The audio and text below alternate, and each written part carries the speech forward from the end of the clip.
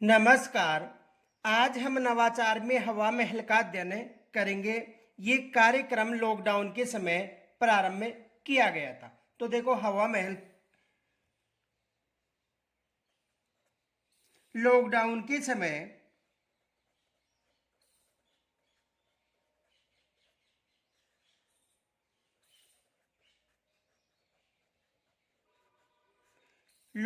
के समय यानी कोरोना काल के समय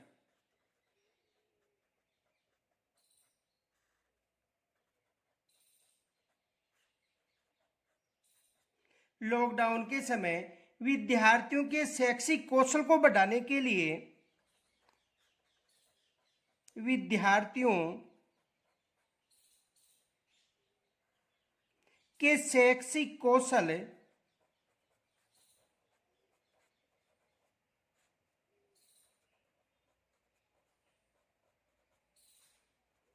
को यानी विद्यार्थियों के शैक्षिक कौशल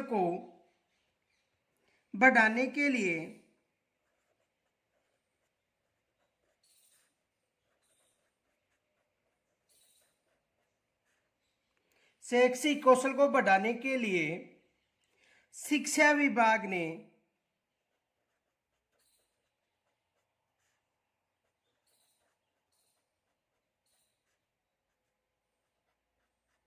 शिक्षा विभाग ने कई तरह की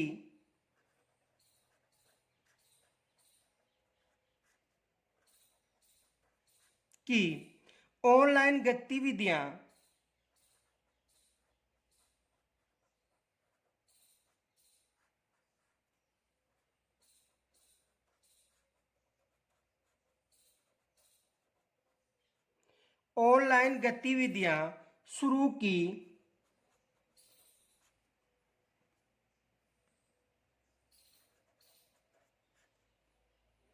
हैं। देखो, इसे समझो। यानी ये जो हवा महल है एक नवाचार कार्यक्रम है। यानी लॉकडाउन के समय, यानी जब कोरोना काल था, उस समय विद्यार्थियों में शैक्षिक कौशल को बढ़ाने के लिए शिक्षा विभाग ने कई तरह के ऑनलाइन गतिविधियां प्रारंभ की गई थी, जिसमें एक हवा महल कार्यक्रम भी था। जिसमें से एक हवा महल कार्यक्रम भी था। एक हवा महल कार्यक्रम भी था। तो हवा महल जो कार्यक्रम है, ये कार्यक्रम जो कोरोना के समय बच्चों में शैक्षिक गतिविधियों बढ़ाने के लिए प्रारंभ किया गया था। अब देखो, ये जो कार्यक्रम था, इस कार्यक्रम के माध्यम से, कहानियों के माध्यम से अलग अलग तरह की जो रोचक कहानियां प्रस्तुत करके बच्चों को ज्ञान उपलब्ध कराया जा रहा था। तो देखो, इसके माध्यम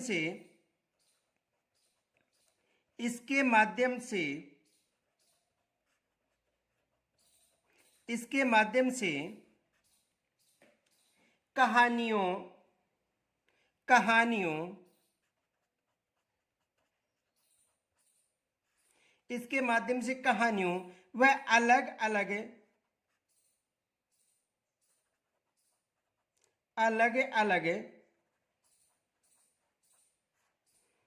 तरह की रोचक गतिविधियों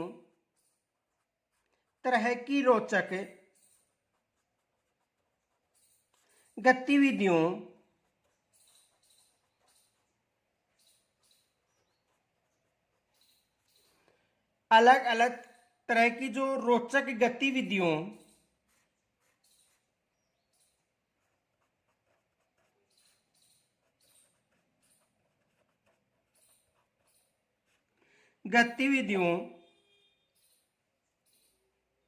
के माध्यम से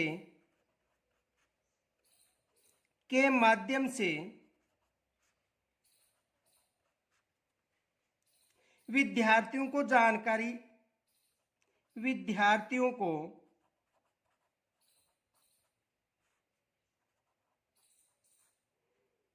जानकारी देकर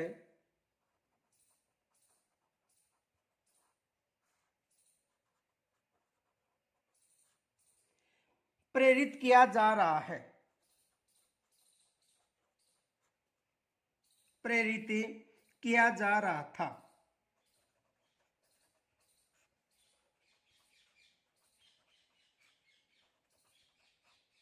तो देखो यह एक ऑनलाइन कार्यक्रम था और इसमें जो शिक्षा थी हवा महल में, ये कहानियों के माध्यम से दी जा रही थी। एग्जामिनर यहाँ से प्रश्न बना सकता है कि ऐसा कौन सा कार्यक्रम था जिसमें बच्चों को, जो कार्यक्रम के माध्यम से बच्चों को जो शिक्षा दी जा रही थी, उनमें कहानियों के माध्यम से शिक्षा दी जा रही थी, किसमें? हवा महल में। ये याद रखना कि हवा महल में जो भी शिक्षा दी जा रही थी वो कहानियों के माध्यम से दी जा रही थी। इनके अलावा देखो, इस जो कार्यक्रम है, इस कार्यक्रम में जिन संस्थाओं ने सहयोग किया वो संस्थाएं कौन कौन सी हैं? तो देखो, इन सामाजिक संस्थाओं का सहयोग मिला इस कार्यक्रम में, इस कार्यक्रम में इन सामाजिक संस्थाओं ने, इन सामाजिक संस्थाओं ने, इन सामाजिक संस्थाओं ने सहयोग किया,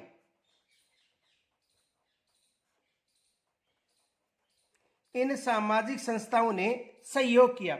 यानी इस कार्यक्रम में जो भी संस्थाएं सहयोग कर रही थी वो कौन कौन सी थी?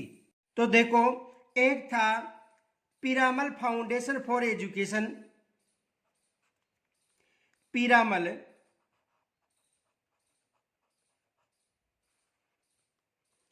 फाउंडेशन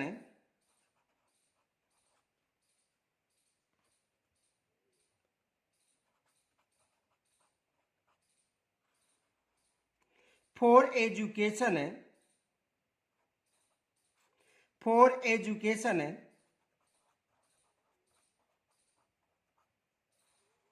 दूसरी संस्था थी leadership Tata, leadership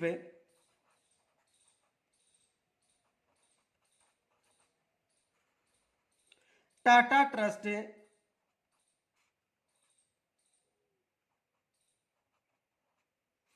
Tata trust foundation for, foundation for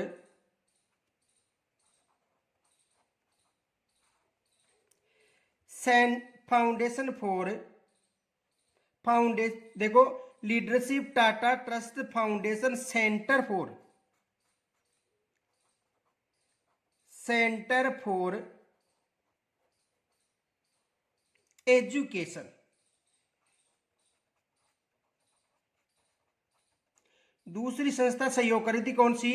leadership Tata trust foundation centre for education. तीसरी संस्था थी अजीज प्रेमजी फाउंडेशन है, अजीज प्रेमजी फाउंडेशन।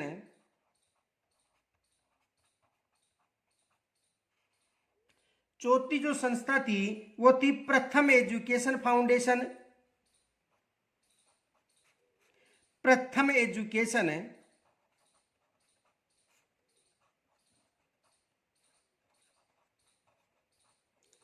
प्रथम एजुकेशन फाउंडेशन है।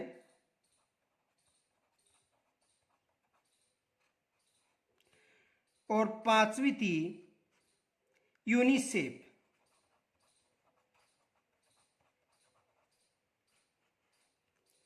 आदि संस्थाओं ने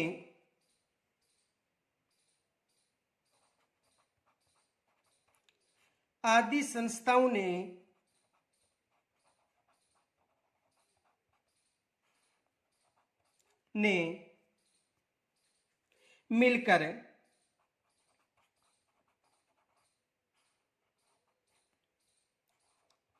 इसका सहयोग किया,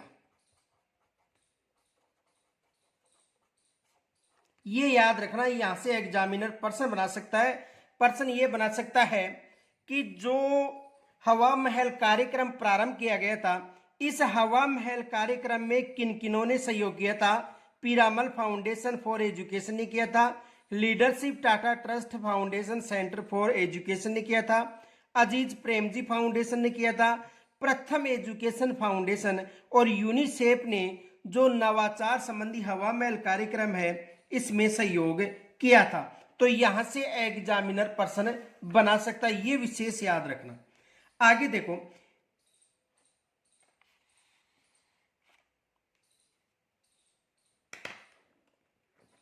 इस कार्यक्रम के तहत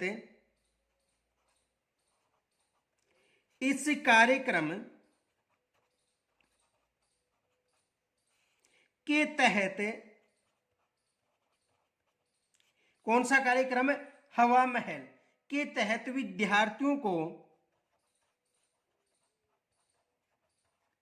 विद्यार्थियों को मिस कॉल देकर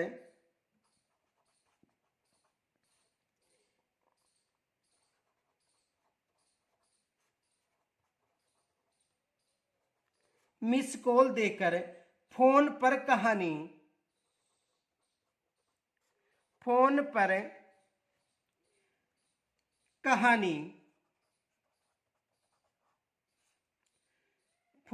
कहानी सुनने की सुविधा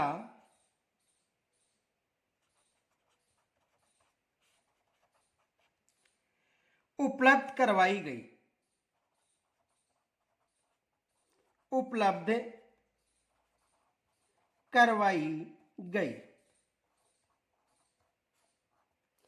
तो देखो, यानी ये जो हवा महल कार्यक्रम था, इस कार्यक्रम के तहत जो भी बच्चे अध्ययनरत थे उनको मिस कॉल पर, यानी मिस कॉल करने पर जो कहानियां हैं ये सुनवाई जाती थी।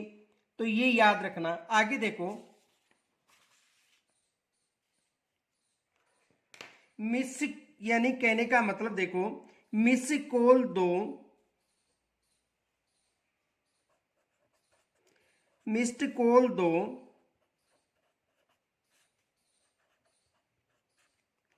कहानी सुनो।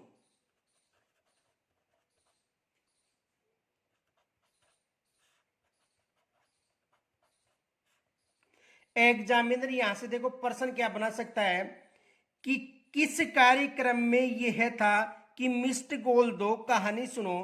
तो कौन सा कार्यक्रम था, हवा महल। अब देखो, मिस कॉल कितने नंबर पर दिया जाता था, ये याद रखना। फोन नंबर पूछा जा सकता है 80 33 0 94 243।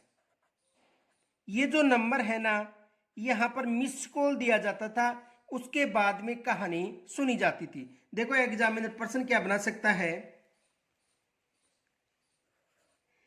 ऐसा कौन सा शिक्षा का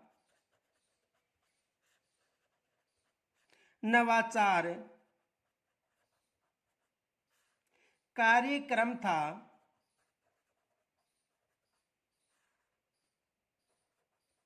जिसमें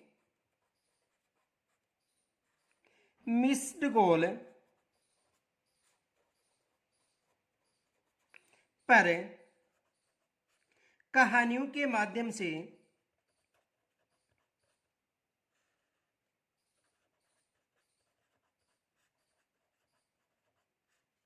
से अधिगम करवाया जाता था।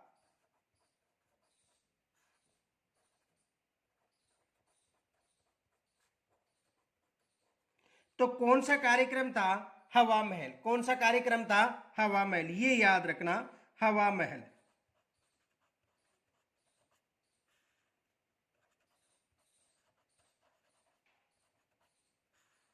हवा महल कार्यक्रम। अब देखो, ये कार्यक्रम था कब प्रसारित होता था, प्रत्येक सप्ताह में एक दिन शनिवार को, ये याद रखना। तो देखो हवा महल का प्रसारण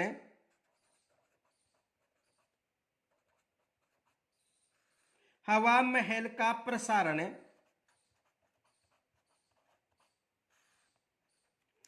प्रत्येक शनिवार को, प्रत्येक शनिवार को। इसका प्रसारण कब होता था हवा महल का, यानी प्रत्येक शनिवार को। ये याद रखना, जो हवा महल कार्यक्रम था इसका जो प्रसारण था वो प्रत्येक शनिवार को होता था। ये याद रखना कि हवा महल कार्यक्रम का जो प्रसारण था वो कब होता था, प्रत्येक शनिवार को होता था। आगे देखो,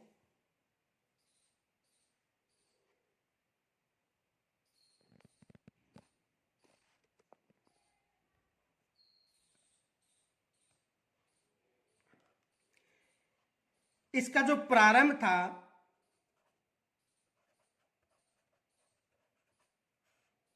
प्रारंभ कब किया गया था, 2 मई 2020 से। 2 मई 2020 से। अब देखो एग्जामिनर यहां से भी प्रश्न बना सकता है। प्रश्न देखो क्या बना सकता है। पहला प्रश्न तो ये बना सकता है,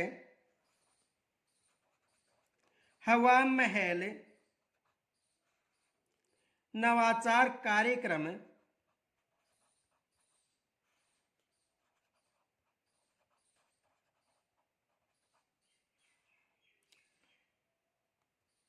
कब प्रसारित होता था।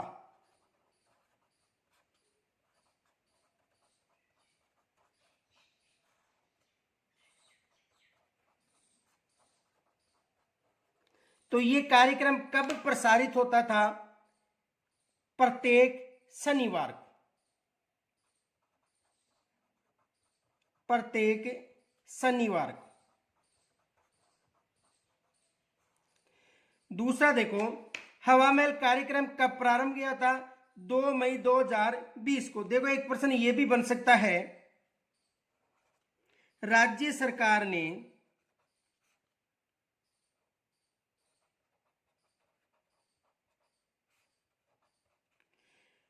नो बैग डे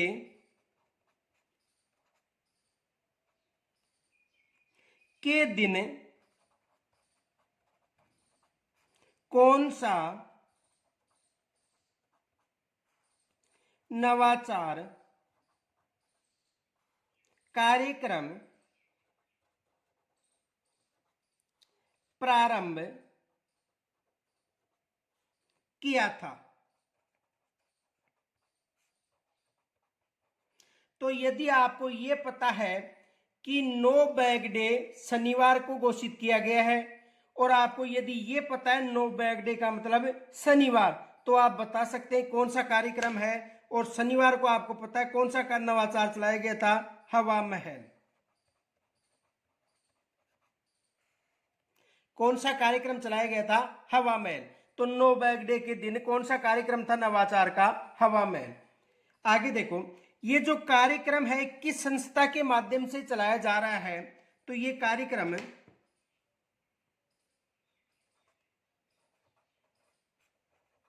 यह कार्यक्रम राज्य शैक्षिक अनुसंधान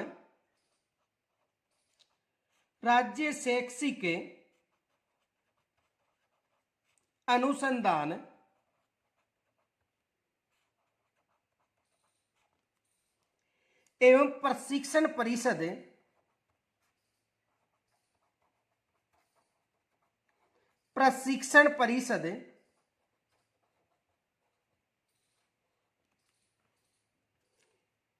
यानी SCERT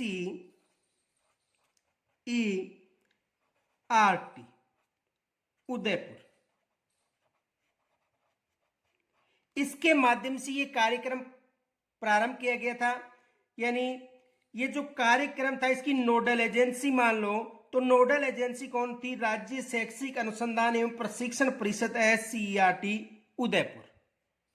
तो इसके द्वारा ये कार्यक्रम था ये संचालित किया जा रहा था। तो एग्जामिनर यहां से भी प्रश्न पूछ सकता है कि नोडल एजेंसी कौन सी थी, तो नोडल एजेंसी कौन सी थी, SCERT।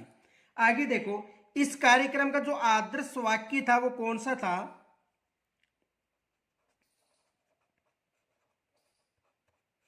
आदर्श वाक्य। यदि आदर्श वाक्य की बात करें तो कोरोना समय में बच्चों का झरोका,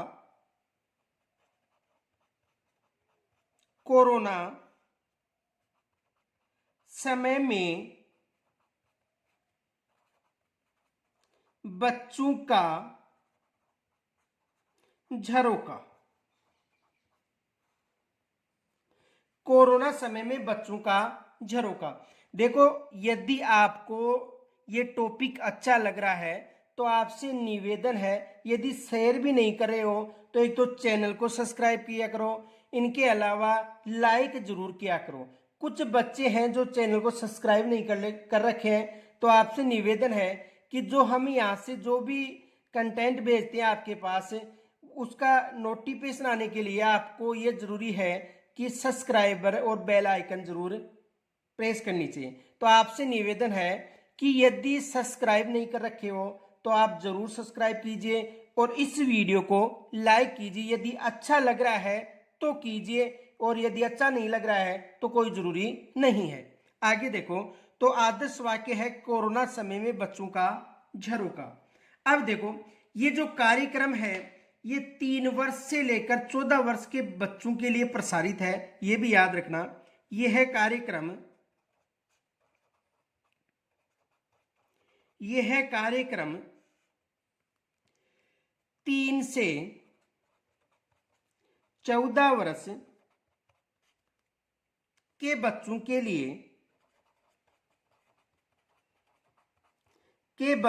लिए, प्रसारित है।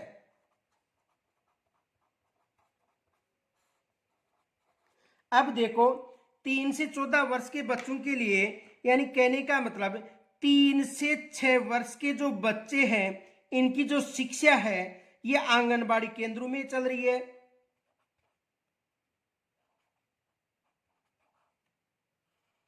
यानी नंद घर,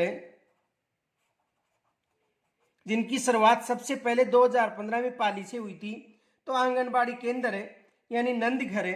और ये जो आंगनबाड़ी केंद्र के अलावा देखो 3 से 6 वर्ष के बच्चे आंगनबाड़ी केंद्र में शामिल होते हैं, और 6 से 14 वर्ष के बच्चों की जो शिक्षा है वो स्कूलों में होती है। तो यहां तक समझ में आ गया होगा। यानी ये कार्यक्रम है 3 वर्ष से लेकर 14 वर्ष तक के बच्चों के लिए, यहां से 100% प्रश्न बनेगा। ये याद रखना, प्रश्न बन सकता है कि पूर्व प्राथमिक यानी आंगनबाड़ी का मतलब पूर्व प्राथमिक जो शिक्षा व्यवस्था है उसके लिए कौन सा नवाचार चलाया गया है, ये याद रखना। पूर्व प्राथमिक शिक्षा व्यवस्था में कौन सा नवाचार चलाया गया है, हवा महल। ये याद रखना, यहां से एग्जामिनर प्रश्न बना सकता है। आगे देखो,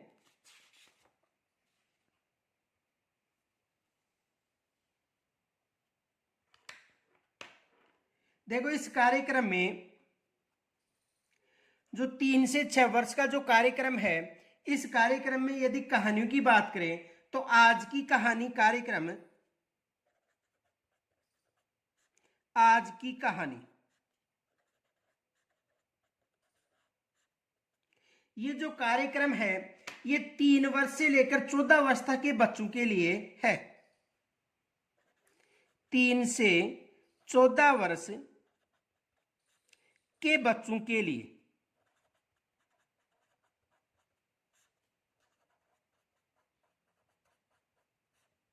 यानी 3 वर्ष से लेकर 14 वर्ष के बच्चों के लिए कौन सा कहानी, आज की कहानी।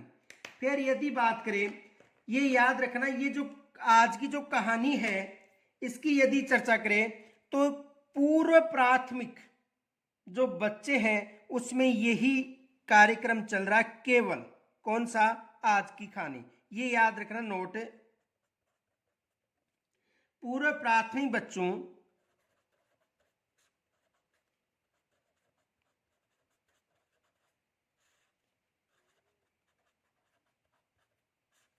यानी आंगनबाड़ी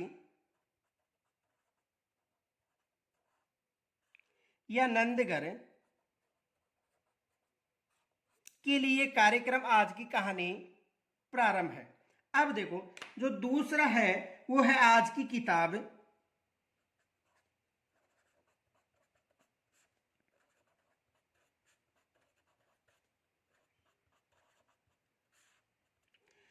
आज की किताब ये 6 से लेकर 14 वर्ष तक के बच्चों के लिए है।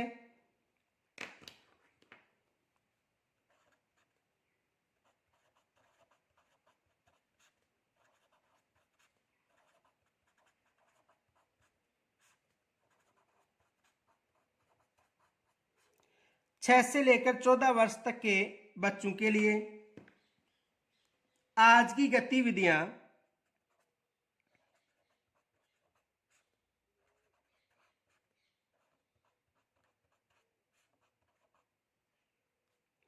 आज की गतिविधि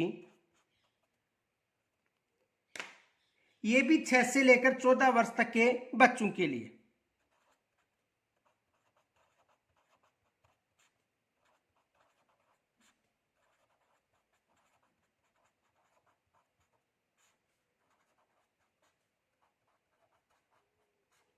कितने वर्ष तक के बच्चों के लिए? 6 से लेकर 14 वर्ष तक के बच्चों के लिए। तो देखो, आज की कहानी पूर्व प्राथमिक और जो प्राथमिक बच्चे हैं उनके लिए। इनके अलावा देखो, आज की किताब 6 से 14 वर्ष तक के लिए, आज की गतिविधि 6 से 14 वर्ष तक के बच्चों के लिए, और टीचर कॉर्नर भी चलाया गया था अध्यापकों के लिए, ये भी याद रखना।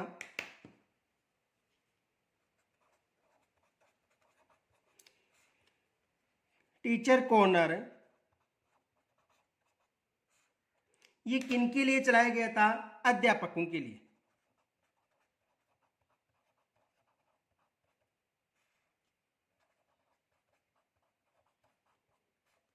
देखो, यहां से एग्जामिनर प्रश्न क्या बना सकता है? प्रश्न ये बना सकता है,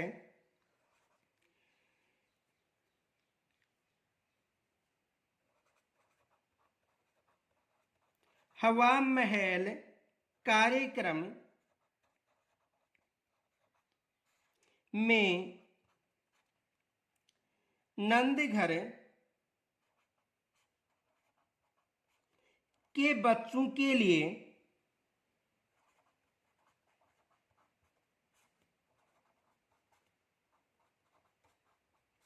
प्रसारित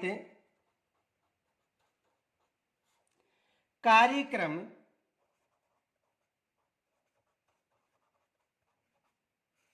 है। अब देखो, वहां पर आपको मिल सकता है आज की कहानी,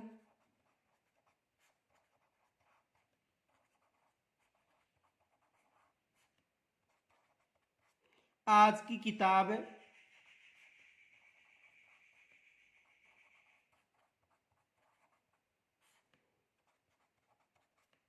आज की गतिविधि,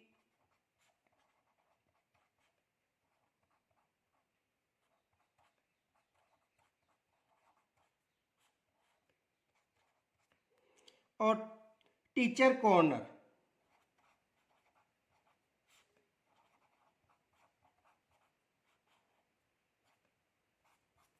तो हवा महल कार्यक्रम में नंदघर के बच्चों के लिए प्रसारित कार्यक्रम में कौन सी कहानी थी? तो इनमें से कौन सी थी? आप कमेंट्स के द्वारा मुझे जरूर बताना। यदि समझ में आ गया तो आप जरूर बताओगे कि कौन सी थी। आगे देखो, इस कार्यक्रम के उद्देश्य क्या क्या थे? यदि उद्देश्य की बात करें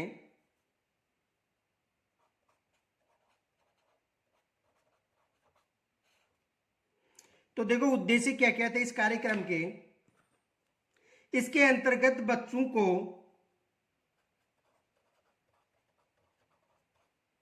इसके अंतर्गत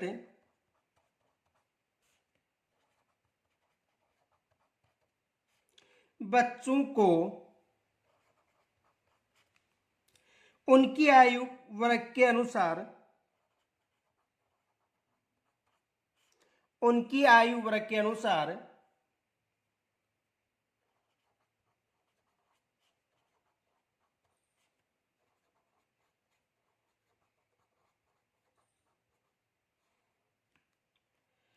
रोचक, शैक्षणिक, रोचक, शैक्षणिक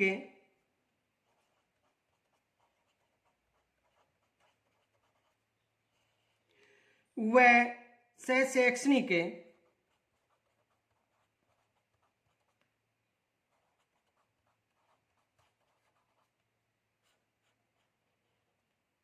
सामग्री उपलब्ध कराई जा रही है।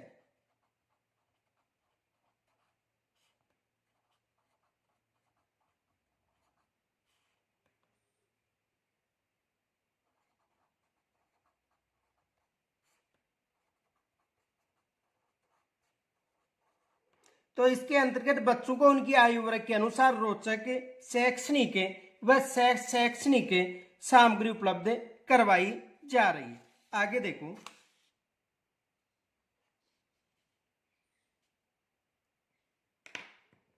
बच्चों में चिंतन कौशल का विकास करना इसका उद्देश्य है। बच्चों में चिंतन कौशल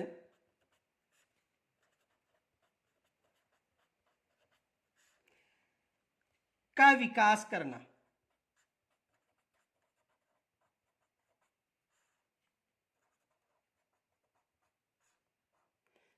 यानी इसके माध्यम से बच्चों में जो चिंतन कौशल है उसका विकास करना। दूसरा देखो, यानी अधिगम स्तर के अनुसार, अधिगम स्तर के अनुसार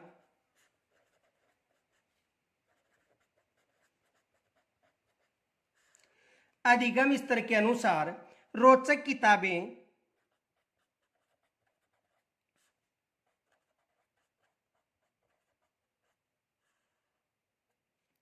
कहानी व गतिविधियों द्वारा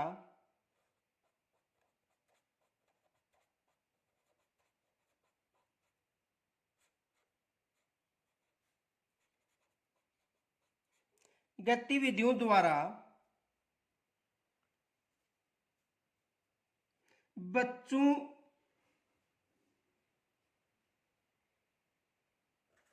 गतिविधियों द्वारा बच्चे रुचि के साथ अध्ययन करेंगे।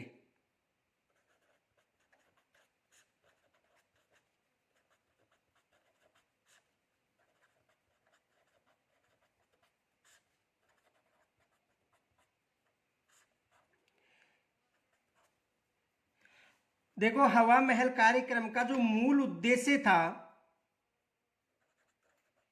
हवा महल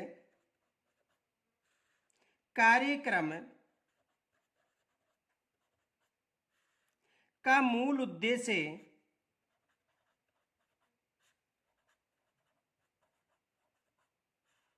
हवा महल कार्यक्रम का मूल उद्देश्य कहानियों व शैक्षिक गतिविधियों कहानियों व शैक्षिक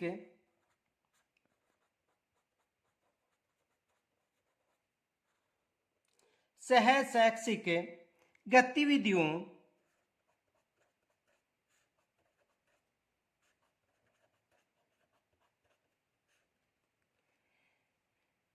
के माध्यम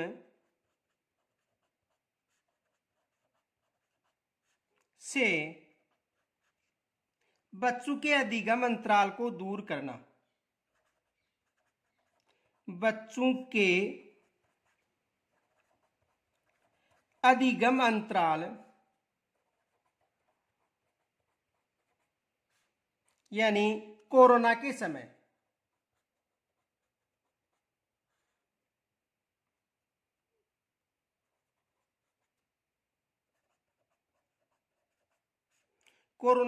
जो अंतराल हो गया था, तो अधिगम अंतराल को दूर करना,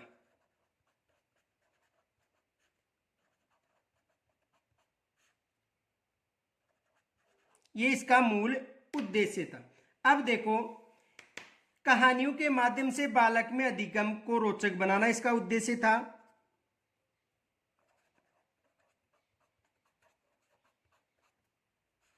कहानियों के माध्यम से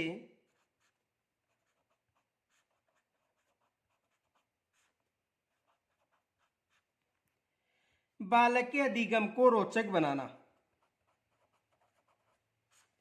बालक के अधिगम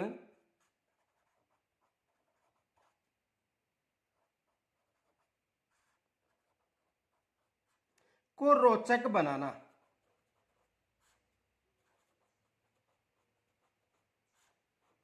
यानी कहानियों के माध्यम से बालक के अधिगम को रोचक बनाना। अब देखो इसमें अधिकारियों क्या भूमिका रही थी।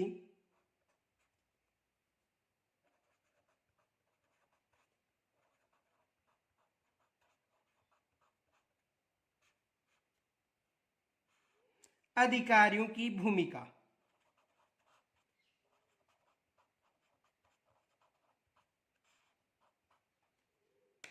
देखो संस्था प्रधान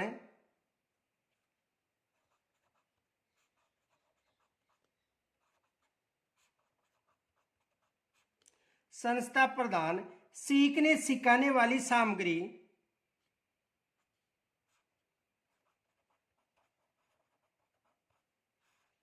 सीखने सिखाने वाली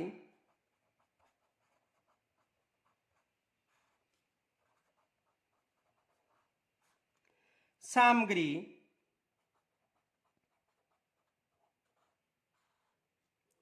के बारे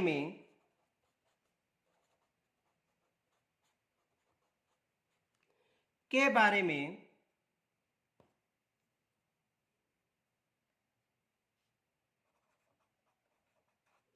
अभिभावक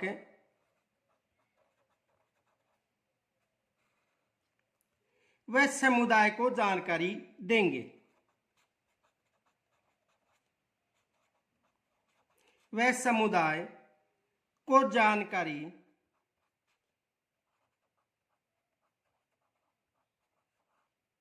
देंगे। इनके अलावा देखो माता पिता से फीडबैक लेंगे।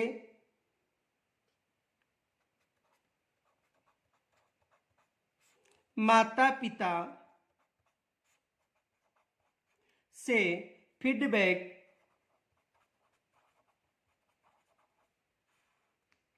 लेंगे और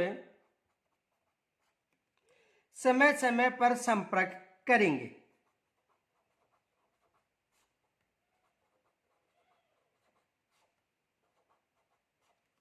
समय समय पर संपर्क करेंगे। ये इनका कर्तव्य था, किनका यह भूमिका थी, अधिकारियों की भूमिका। तो यहां तक यदि कोई समस्या हो कमेंट्स के द्वारा जरूर बताना।